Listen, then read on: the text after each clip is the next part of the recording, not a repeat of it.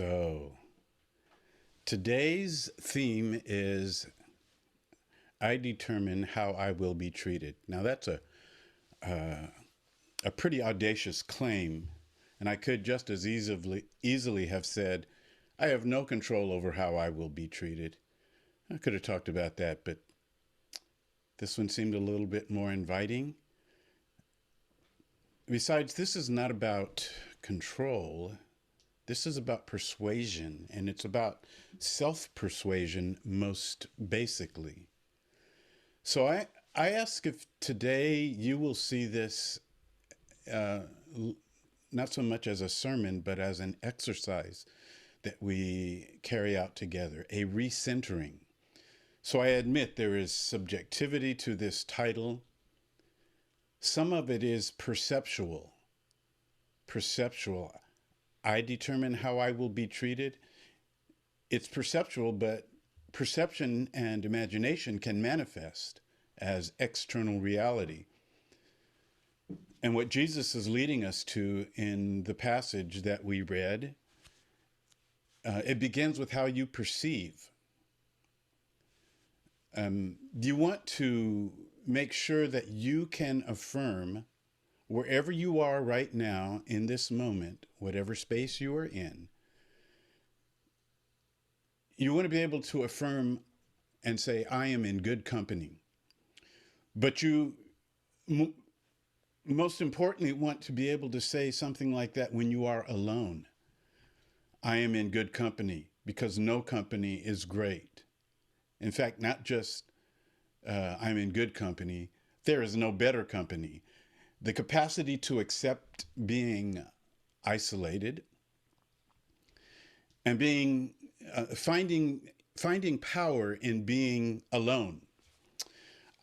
I used to be curious when I would see, and generally it was women, mostly, going back to a partner who had abused her, and perhaps not going back to that partner, but finding new partners with similar behavior, violent behavior, or infidelity, or substance abuse. And I was curious about this until I noticed that I was doing the same thing. I was not going back to a partner like that, but I returned to ways of thinking. I returned to a way of doing religion, of faith, especially evangelicalism. I found myself going back to that. Roy is on here, and I remember when I used to go to meetings with a group of evangelical pastors, and when Roy was still a pastor himself, he was not a part of that, and he asked me one time, "Why do you still go?" And I don't anymore, and I actually take measures to find out how I can avoid the things that represent my past in manipulative religion, controlling religion. I kind of, I would say it triggers me if I, turn on the radio in my car and that is what's playing, because I know that that's not me now, and I don't want to go back to that. So it is important basically to know that there is no better company than when you have no company, because it opens you up to new company. What we're about to read from Matthew 7 makes it clear how critical it is for the perceptual to manifest itself so that you are free to accept that people may have misperceptions of you, but you are free to accept those people because you know you are you. And here's what Jesus said: don't judge so that you don't get judged yourselves. I might say it this way: don't be hard on anyone or anything so that you don't make it hard for yourself. Jesus continues, because you're going to be judged by the same standard you use to judge others. You will be measured by the same yardstick you use to measure others. And I think this is intentional on the part of Jesus. He doesn't say you're going to be judged by people. He doesn't say you're going to be judged by God. He says you're going to be judged by the same standard or the same yardstick. Judgment is in your head. That's where it begins. At the same time, you have, along with the judgment that's trying to silence your inner voice, you have the power to give place to your inner voice. This inner voice that really knows your life and knows what you are for, knows what you're about, knows your motives, your intentions. I heard a woman by the name of Angel, who is the survivor of a cult, a religious cult. This simple sentence I found so liberating. She says, "You do know the answer. You're just not used to listening to yourself."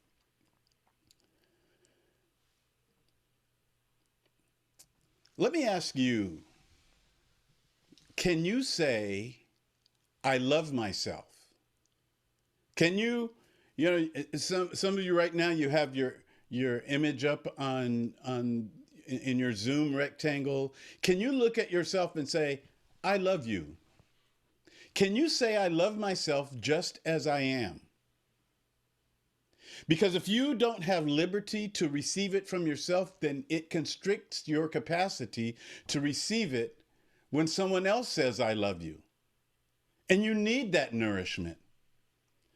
If you say to yourself after you're saying, "I love you, I love myself," and then you reply by saying, "But why?" That's the way you'll think towards people who are near you. If they say that "I love you," then you're going to wonder, or perhaps even say out loud, "But why?" What if you assert right now, what if you said, "I am courageous"? And maybe you might get in a debate with yourself. "Oh man, I've given up on so many things. I've quit. I've failed." You know, maybe you will even go as far as to say that you're on the border of being a loser. But the thing is, when you say "I am courageous," you are acknowledging certain realities. I mean, you're here right now. There had to be some courage in your life for you to just appear in 2023, to be here after all that you have dealt with. So back to the words of Jesus in Matthew 7. Jesus says, "And how is it that you see the speck of sawdust that is in your friend's eye, but you don't notice the board in your own eye? Or how do you say to your friend, 'Let me get that speck out of your eye,' yet there is this board in yours? You play actor, first get the board out of your own eye, and then you'll see well enough to get the speck of sawdust out of your friend's eye." There is no shame in the words of Jesus. He is not projecting shame. He's not trying to diminish the reader or the hearer. He's not trying to diminish you or me by saying you notice what's wrong with other people. You notice what's wrong in the world, and you don't even see what's wrong with you. In fact, it's easy. I know it's easy. I know I've fallen into it myself, reading these words as some kind of projection of shame. So when, I almost hear like, "Let me get that speck out of your, yet there's a board in yours." You play actor, first get that board out of your own. I can hear that. I can hear that coming in the voice of Chris Rock, Get the board out of your own eye, dummy. But these are not words of contempt. These are words of support. He is leading us into a new way of thinking and being. So the next thing he says is, you shouldn't give something that is holy to the dogs. What is holy? Your ideas are holy. Your dream, your essence, your prayers are holy. And when Jesus says you shouldn't give it to the dogs and you shouldn't throw your pearls to the pigs, He's not casting the people in your life as pigs and dogs. That's so not like Jesus. He says, otherwise the pigs will just trample them underfoot and the dogs will turn on you and tear them up. Listen, the ideas that come to try to quash your dreams are the pigs and the dogs. And it doesn't have to be other people. It can be the debate in your own head that are quashing your ideas, your dreams, your ambitions. It can be people who love you.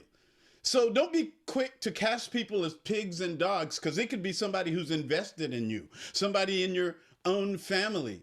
It could be your own speculations. It can be anybody from the person who's dearest to you, perhaps your partner, or it can be somebody who is just a complete narcissist. And you gotta not make sure that you're not putting what is holy out there to be trampled on. In other words, so that it impacts your mind, so that that which is holy is not preserved. I mentioned earlier how I used to be curious about how women returned to an abusive partner. And then I began to see that that was something that I was doing, and I had to be really intentional about avoiding the elements. And that doesn't mean avoiding the people, and we'll necessarily, sometimes it might mean that. But it's avoiding the ideas. Sometimes people will feel lost and they want to make a decision, a major decision perhaps in their life, and they'll say, please pray for me. Listen, we do that. We do pray for one another. However, your inner voice is waiting to be heeded.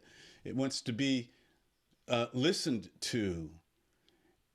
For lack of a better way of putting this, you've got to cultivate and develop your awareness of your own inner voice and feel your way through life. So I'm going to ask you in this moment, if you would, just as one way that a parent shows love is to express pride, and not every child gets that from a parent, that expression of pride. I want us to do that right now. I want us to express pride in ourselves. So wherever you are now, I want you to say it out loud. I am proud of me. All right. Now, if you have the liberty to do it where you are right now, say it a little louder. I am proud of me. And now say, the Creator is proud of me. Next, the earth is proud of me. Next, the rain is proud of me. And now the plants are proud of me. Humanity is proud of me. My community is proud of me. My children, if you have them or will have them, are proud of me. My family is proud of me. And now say these words. I was made for abundance because I live in an abundant creation. Now say, I was not made for scarcity. Now say, the Creator is good to me. Next, say, creation is good to me. Now say, the world is good to me. And finally, say, life is good to me. Now I have one more part to this exercise to submit to you. I'm going to say, and you're hopefully going to say, I am the, or I am a, and I want you to limit it to 3 words. Like you could say, I am the Queen of England, or, or I am whatever you want to. And I want you to limit it to 3 words, but it's better if you can limit it to 2 words, and even better yet if you can limit it to 1 word. I am blank. All right. I am the blank, or I am a blank. All right. So after all of those affirmations to yourself, 3 words: I am the. Now 2 words: I am the, or I am a. 2 words. And finally, I am 1 word. Now, as I close here, I just want to say that the reason that I feel like this is the time for me to um, start this podcast and YouTube show with Carrie Connolly is because of what I said earlier about being able to step away from an environment. I'm thinking of Moses. You know, Moses,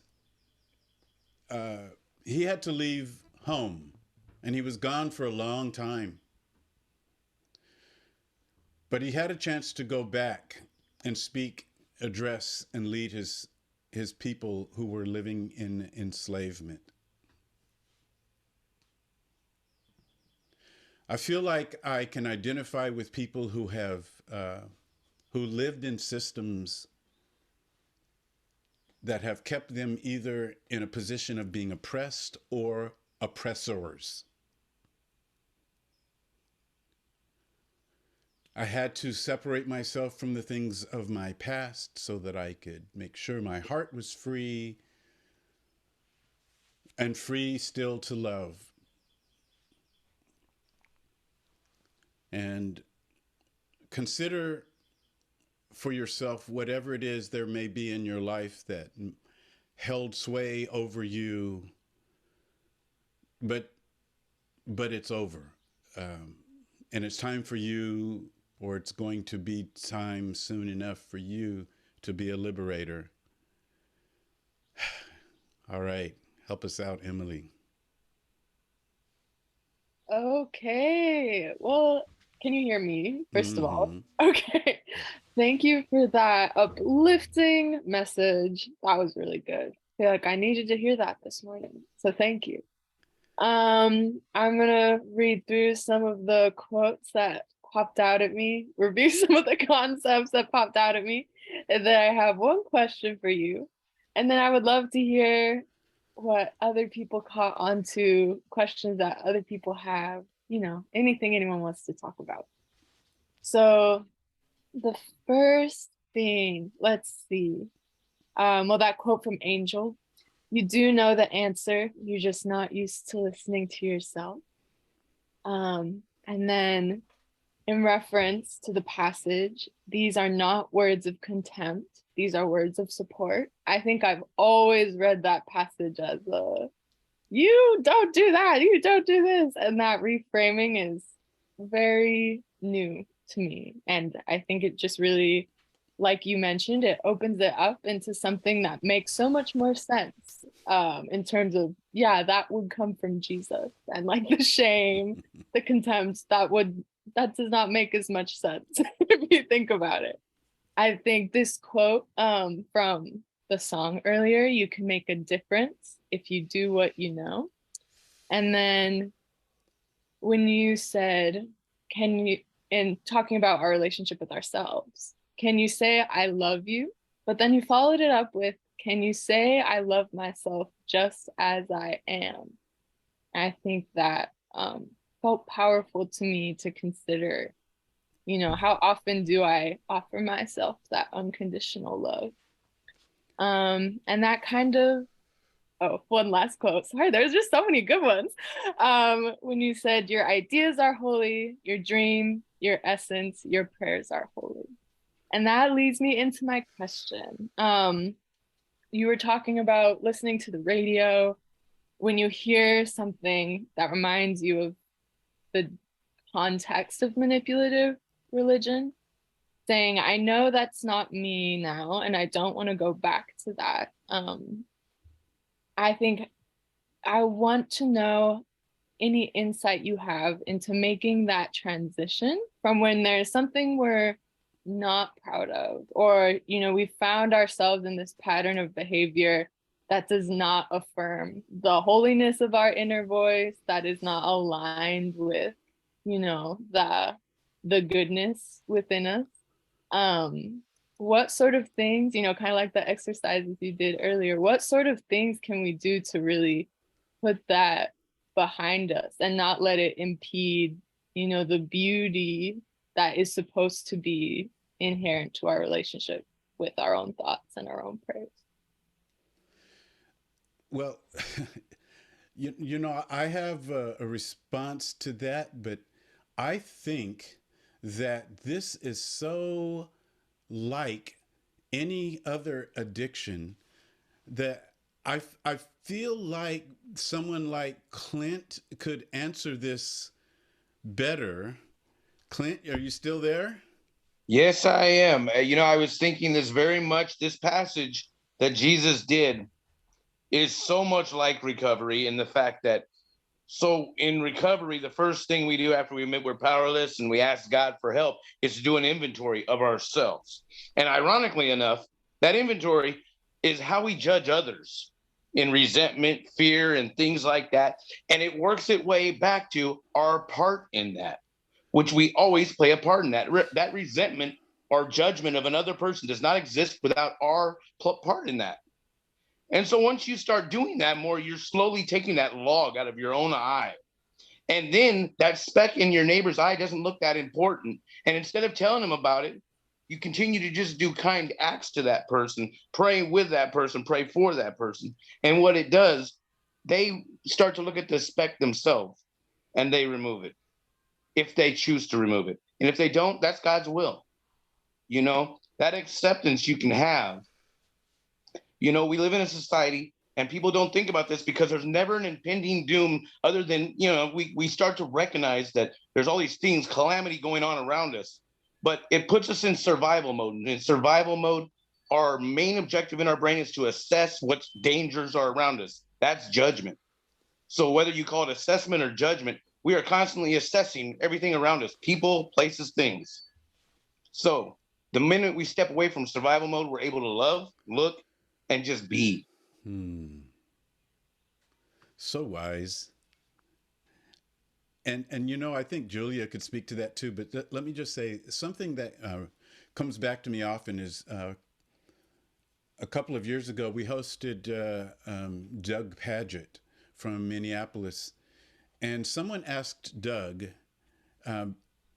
was it hard for him to extricate himself from that kind of religious environment?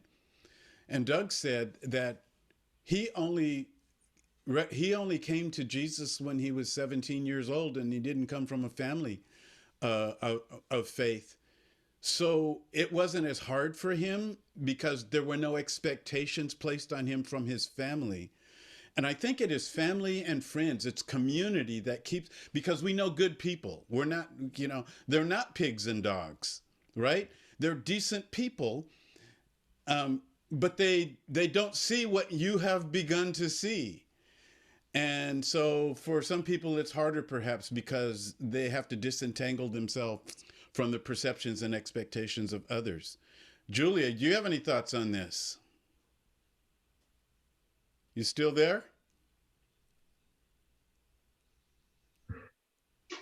I'm here, and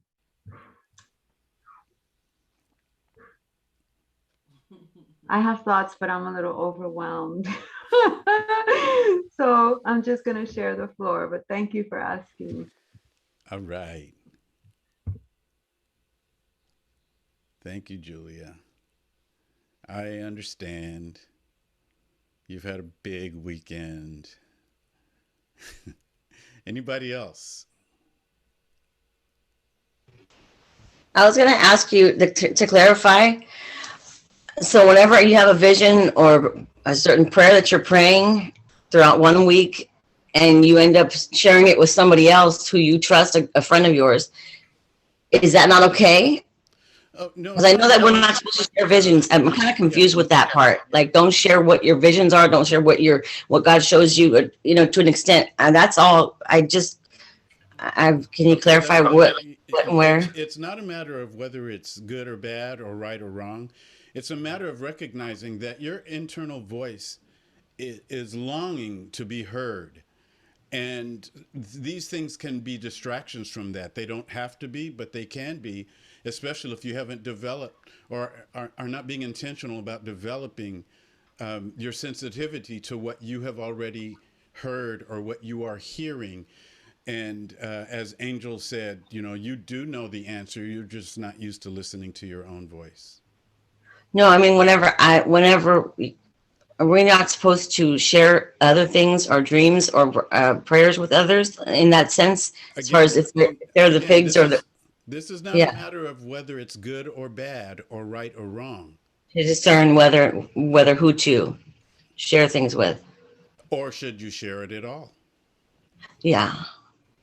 Yeah. So we have to know ourselves, and I think that's what Jesus is bringing us to, as Clint so articulately said. Yes. Okay. Thank you, Pastor.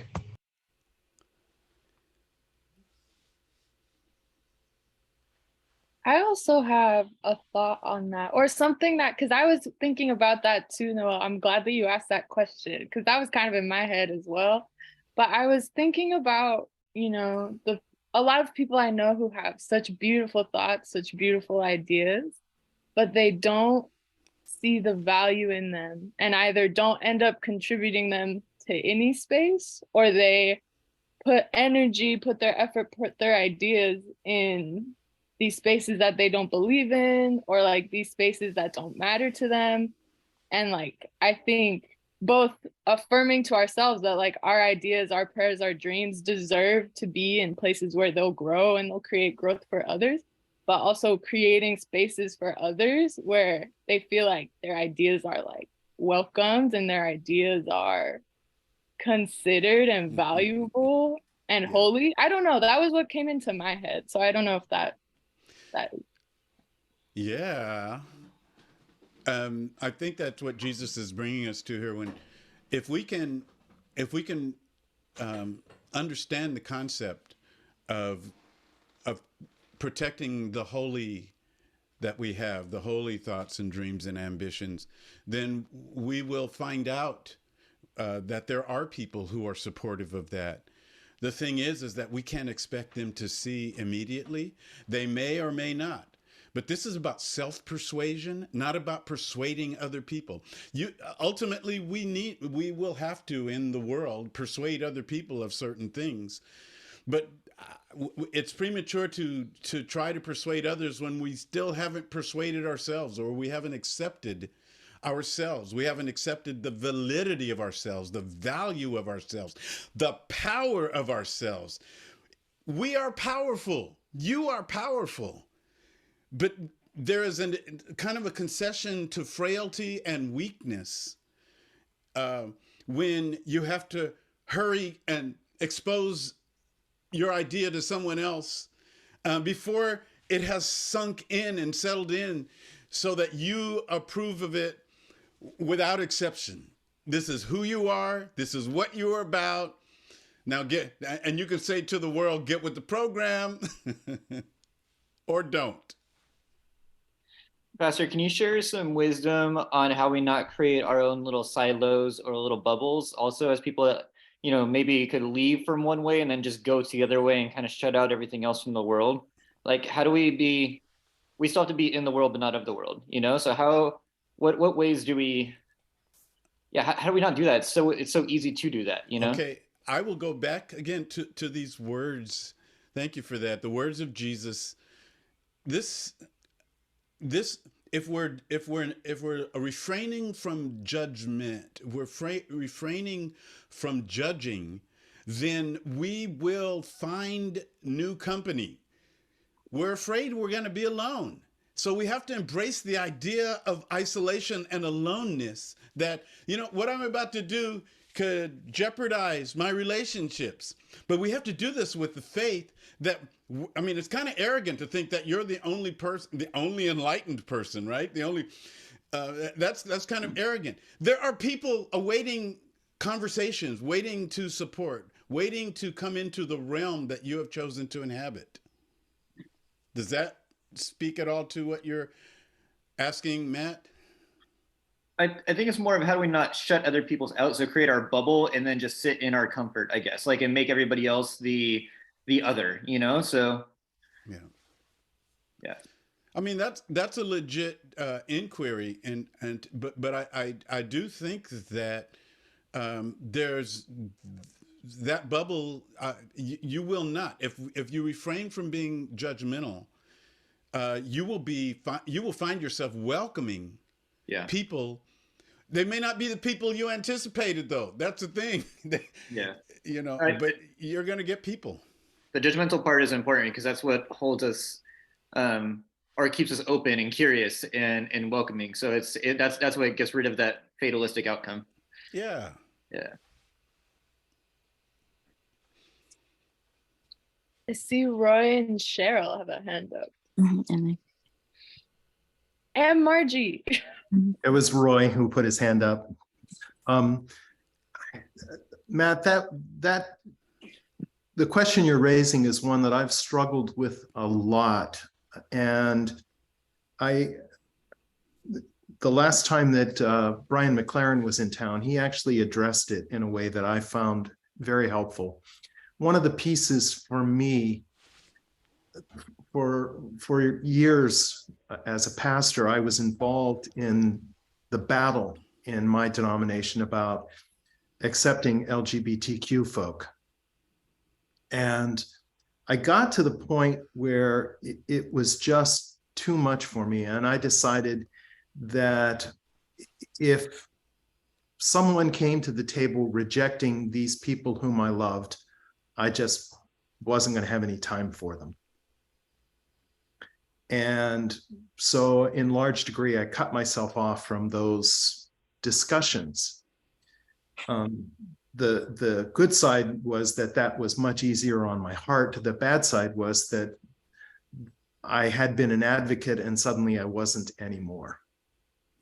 And the last time Brian McLaren was speaking in town, one of the things he said kind of addressed that. And he basically said, you do those things when you feel called to do them. You put yourself in those spaces when you feel a call to do that. But even if you feel that call, there will be times when you'll need to kind of step back and allow a time of healing for yourself. But the important piece for me was that there are times when you feel called to do something and times when you don't. And it's okay to rely on other people in the larger community to pick up the ball and run with it when you can't. It doesn't entirely erase your question, Matt, of, you know, how do we keep from just being in our bubble? And I think just the fact that you're aware of that problem is a really good beginning, and it keeps our hearts open to hearing from other viewpoints and to not entirely cut off everybody else. But that reminder that there are times and places where we're called into the battle and other times and places where we're not, and that's okay. Thank you, Roy. Margie, what were you gonna say? Well, a couple of things. I wanted to say, like, regarding your question, Matt, for me personally, I feel a little bit freed up with what Pastor David said about, you know, removing yourself from voices that shame you. And for me, I felt like, am I just being arrogant, not like, you know, receiving or whatever, listening to podcasts or notes from my friends who maybe are still, in my mind, caught up in a very rigid system of thinking that isn't very loving. I thought, oh, am I being arrogant? But when you said it that way, Pastor, I realized, no, there's a couple of different things. Like when I hear those voices of shame coming, for my own protection, to stay in a place of compassion, toward myself and others. It's like I need to remove myself in that regard. But when I have a heart full of compassion and love and feel secure, I'm able to be around people like that and really love them, you know, and see them as victims as I was. But I want to share something from Brene Brown's Gifts of Imperfection that really, really set me free on my journey in this. And one of them was she had us in the book get a picture of ourselves as a child and a picture of us in our most like shameful, or imagining a place where we were very shameful. And one of the things that we were doing in this exercise was actually like speaking words of love and compassion to that little child who was us. And that was like a practice, practicing of being in that place of compassion. But then the second thing was looking at, for me, was a very difficult time where I was able to speak compassion to that self. And for me, that's just been a powerful place for me to be able to be there for others. And then Brene Brown said another thing, this is to her little daughter, was like in school, like they had a little marble jar for whenever someone did something good, you fill up your marble jar. And she was like, don't hang out with, she was telling her daughter, don't hang out with people who don't fill your marble jar, you know?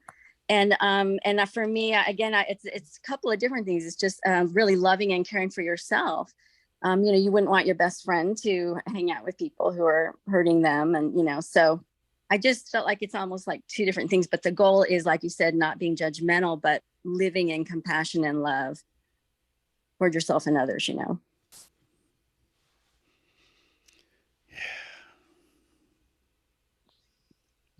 Thanks, Margie. Yeah, that's so helpful. Thank you for sharing that. Did anyone else have any thoughts, reflections, questions, anything they want to share? Thank you, everybody, for your prayers. Thank you all so much for your prayers. Yes. And thank you for your prayers. And thank you for all of you.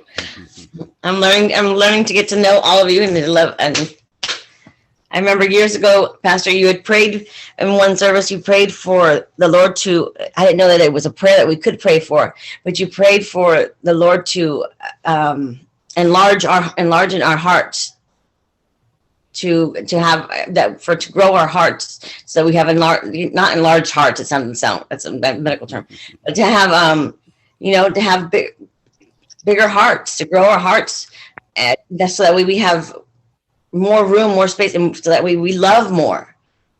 Yes.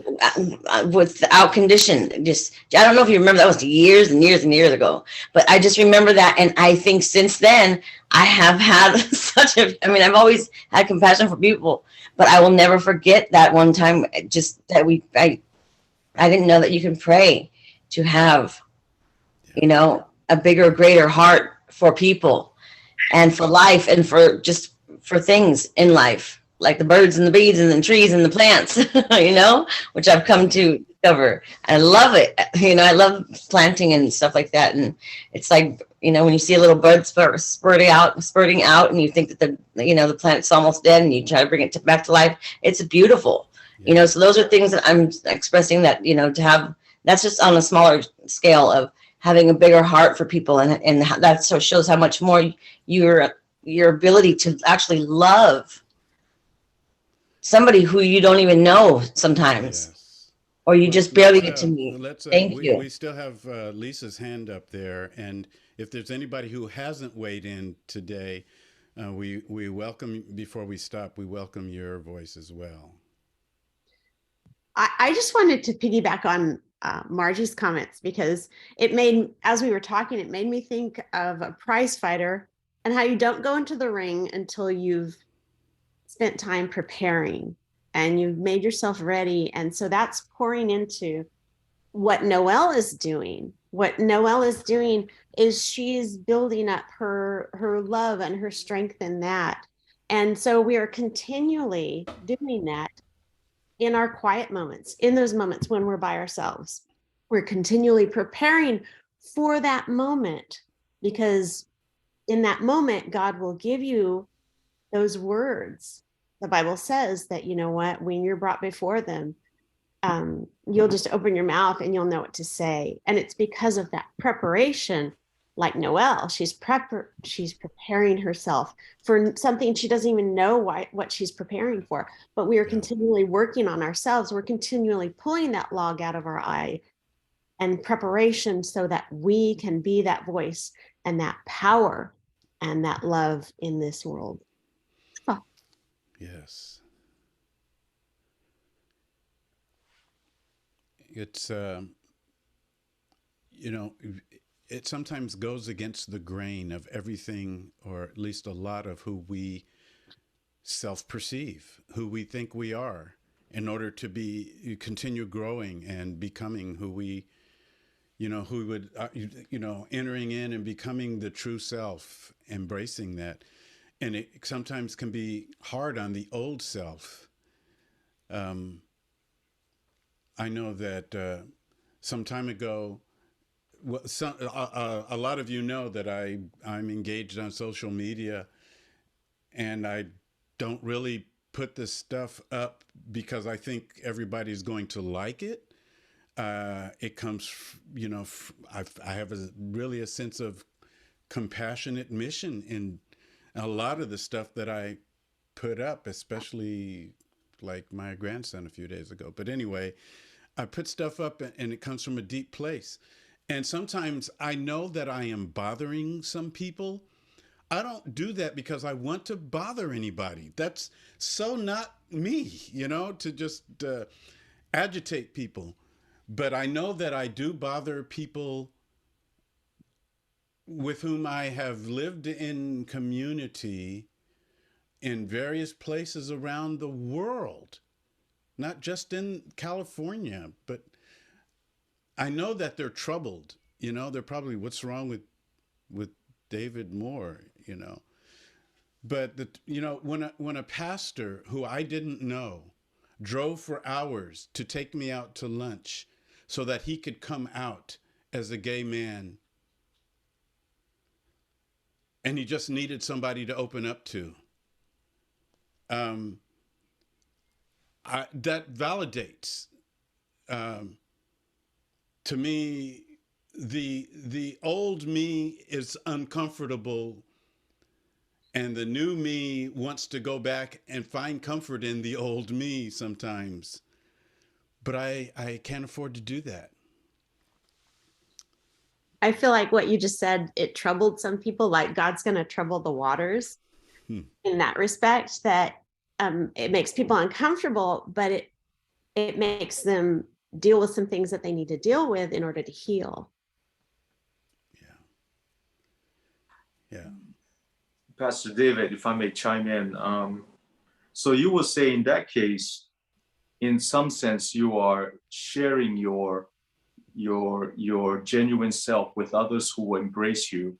But then in other contexts, it will be like the trampling of the pearls, right? So and tearing apart for what is that holy stuff that you are sharing from within, correct? So there's always that risk, which means that it boils down to not only the genuine self, but really liberated in love, so that we will then not take it personally, so to speak, but then to have compassion to say, I used to be there and I understand where those people are coming from. Am I sensing that correct? So there's really not a black and white. It's really sharing life. Sometimes it's going to hurt. Sometimes it's going to be a joyful experience. And we learn to navigate. And sometimes we need to retreat into spaces where we heal and allow other voices to go ahead of us, so to speak, or share the voice with us when we need to just hide away and to heal. So there's not really a rigid, like, I'm going to be here, you're going to be there. But, I'm learning that when we as human beings are liberated to become our genuine self, we become gifts to the human race, and we find our sweet spot, if you will. But that also it's a journey to find that sweet spot. So am I kind of getting what you're trying to say? It's like, it's hard to pinpoint a specific slot, but it's a nuance. You know, everything comes in a package. The struggle is real. The struggle is real. Yes. Yes.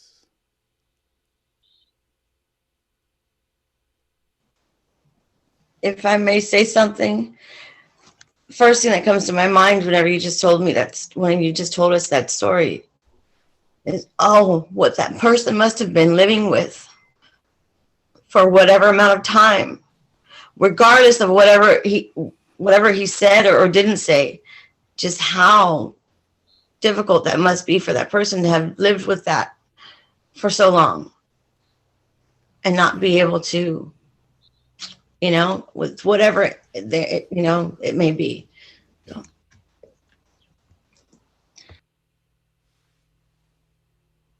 Yeah.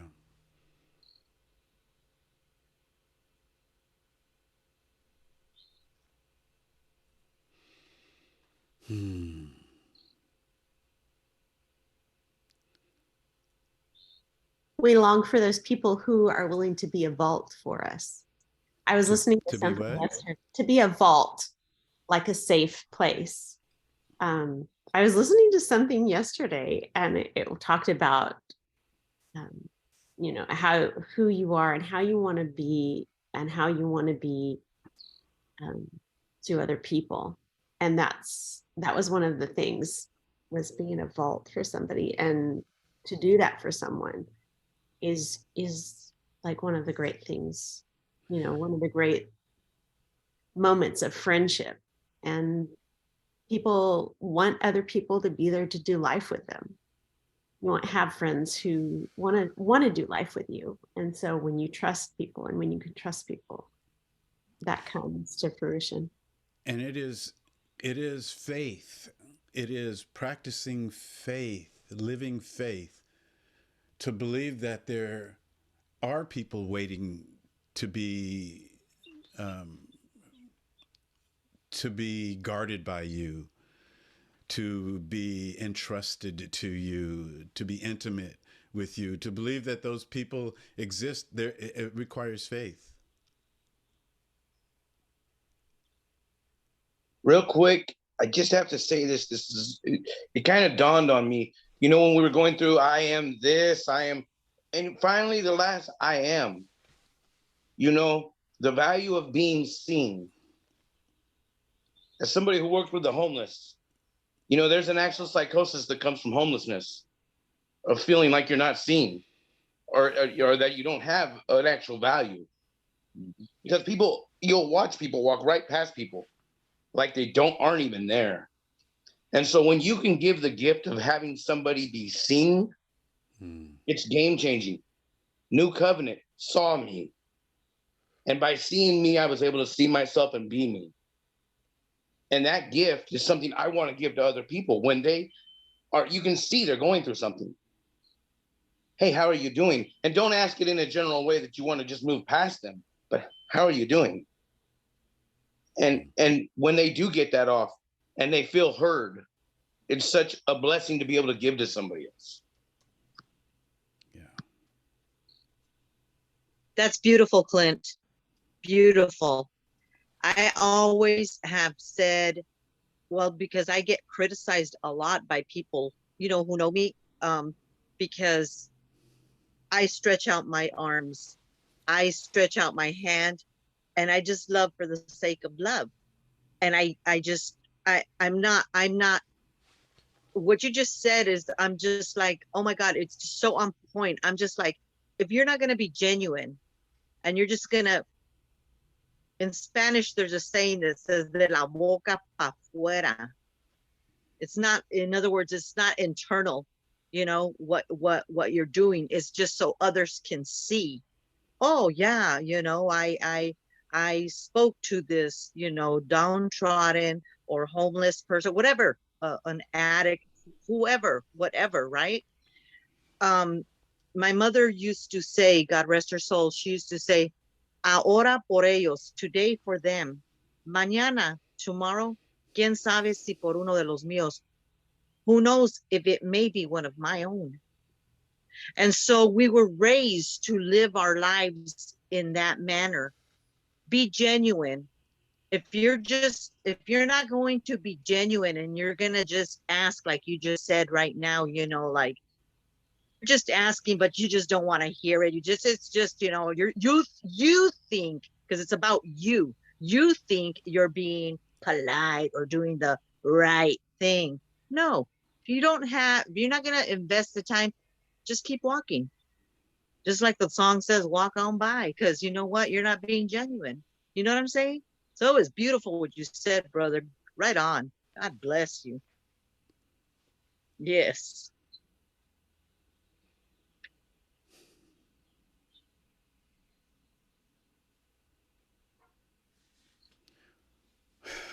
Well, Matt may have planned to pray with us as we have communion, but I want to pray with us.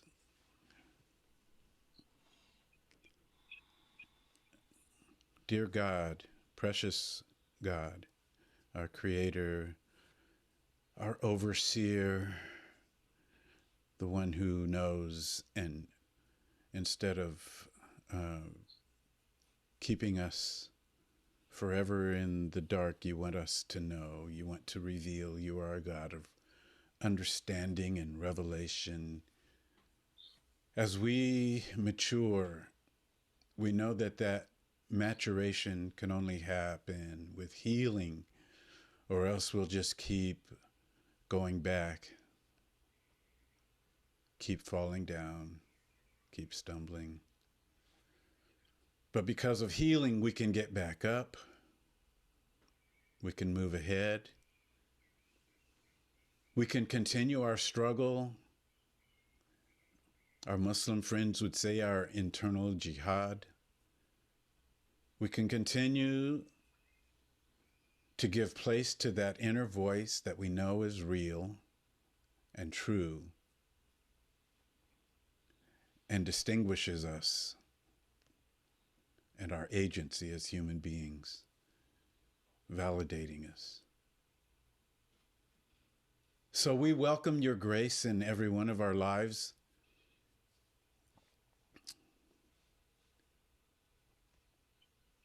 You are very present help in times of trouble, in times of need.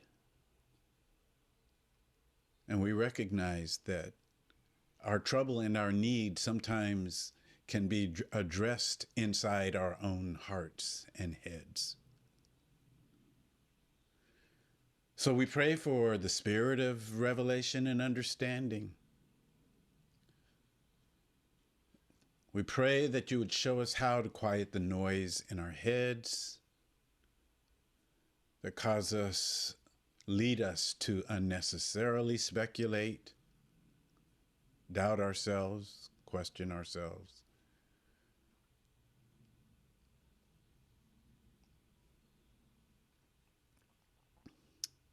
Amen.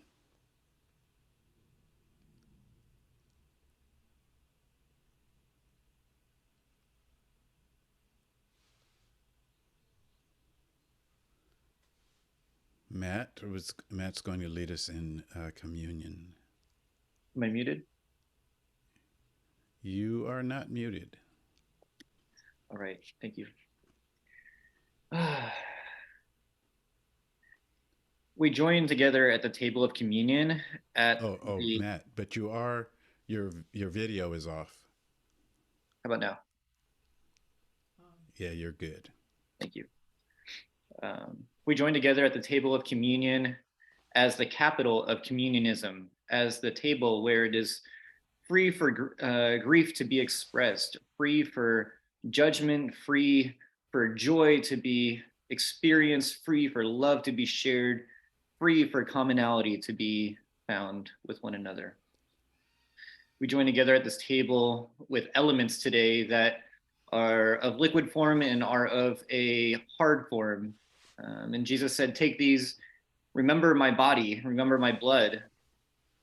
And we follow in the Jewish way that Jesus was following in being a people that remember. We remember our bodies. We remember Jesus' body. And by remembering our body, we remember where we have come from. We remember our grandmothers and grandfathers and our great grandmothers and the descendants before them and the descendants before them, the ancestors and the generations before us that have built this earth, that have built the land that we are now upon. And so we remember, we dedicate ourselves to be people that remember, and we grieve those memories, and we build from those memories, and we honor those memories. And we also be people that feel the blood, that we see the blood that pours out. It's a liquid that goes into the earth, the liquid that goes somewhere. It soaks up into something. And we remember that the earth holds us, will eventually absorb us one day. But right now, we are absorbed by the earth that nurtures us. And we thank the earth for nurturing us from before we were here till after we are here. And so we remember the blood today, remember the body today, and we say, thank you, Jesus, for pointing us